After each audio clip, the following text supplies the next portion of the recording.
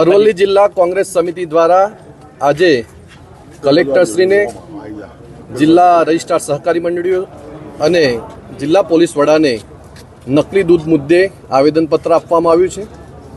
અમારી કોંગ્રેસ પક્ષની માંગ છે કે જે અત્યારે નકલી દૂધનો મુદ્દો જે ચાલી રહ્યો છે, જેની અંદર બાયડ તાલુકાની 4 મંડળીઓની અંદર જે જથ્થો હોવો જોઈએ એના કરતાં વધુ જથ્થો ભરાયો છે. સાબરડેરીના સત્તાધીશોએ આજે ડેરીની કામગીરી પણ બંધ કરી છે. આપ સૌ જાણો છો એમ નકલી દૂધ જે બાળકોને આપવામાં આવતું હોય છે અને જે નકલી દૂધના કારણે જે લીવર, ફેફસા સહિતની મોટી બધી બીમારીઓ થતી હોય છે, ત્યારે જે અત્યારે ચર્ચાઓ જોર પકડ્યું છે એમ નકલી દૂધની અંદર યુરિયા ખાતર, mutton tallow, caustic soda, detergent powder સહિતની વસ્તુઓ ભેળવી અને જે જથ્થો દૂધનો હોય એના કરતાં ખૂબ જથ્થો મોટો કરવાનો જ્યારે એક મોટું ષડયંત્ર ચાલી રહ્યું છે, ત્યારે સ્વાભાવિક રીતે જો આ ષડયંત્ર ની અંદર મોટા માથાઓનો જો સાથ ના હોય તો આ વસ્તુ શક્ય બનતી નથી. આજે અમે કલેક્ટર્સને પણ માગણી કરી છે કે ભાઈ ટૂંક સમયની અંદર આ જે દોષિતો છે, દોષિતો સામે તમારે પગલો ભરવા જોઈએ અને જો આ નકલી દૂધનો કારોબાર જો બંધ નહીં થાય તો અરવલ્લી જિલ્લા કોંગ્રેસ સમિતિ આગામી સમયની અંદર પશુપાલકોને સાથે રાખી ખૂબ મોટું આંદોલન કરશે. કારણ કે નકલી દૂધના કારણે જે પશુપાલકો સાચા અર્થમાં જે દૂધ ભરાવતા હોય છે એમને નફો મેળવવાની વાત હોય, બીજી બધી વાતો હોય, એમાં ખૂબ મોટું નુકસાન પણ થતું હોય છે.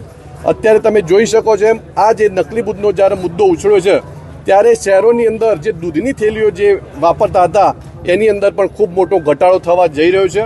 ત્યારે આ નકલી દૂધનો કારોબાર સત્વરે બંધ થાય એ દિશામાં કોંગ્રેસ પક્ષ પગલો ભરશે. અરુણભાઈ, તંત્ર છે એ આશ્વાસન આપી રહ્યું છે, કોંગ્રેસ કેવા પુરાવા સાથે આગળ વધી રહ્યું છે? કોંગ્રેસે આજે જિલ્લા રજિસ્ટ્રારશ્રીને પણ વાત કરી, ત્યાં સાબરડેરીના પ્રતિનિધિ પણ હતા, તો એમને પણ કહ્યું કે અમે અત્યારે આ જે 4 મંડળીઓ સામે જે આક્ષેપ થયો છે મંડળીઓનું દૂધ બંધ કર્યું છે. ત્યારે એમને એવું પણ કહ્યું કે ભાઈ જે દૂધ ભરાવવા માટે જે 2 સભાસદોનું દૂધ આવતું હતું એ સિવાય બાકીના જે સભાસદો છે એમને શું નુકસાન એમ એ, કારણ કે દૂધ જે ભરાવવાવાળા છે એ લોકો ક્યાં જાય, એટલે આ ચોર કોટવાને દંડે એવી વાત છે. એટલે અમે રજિસ્ટ્રારને પણ વિનંતી કરી છે કે ભાઈ તમે જે દોષિતો છે એમની સામે પગલાં ભરો.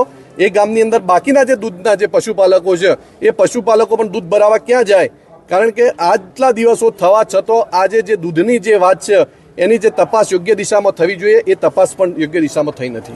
નકલી દૂધ મામલે જે હુમલાની રાજનીતિ છે, શું કહેશો?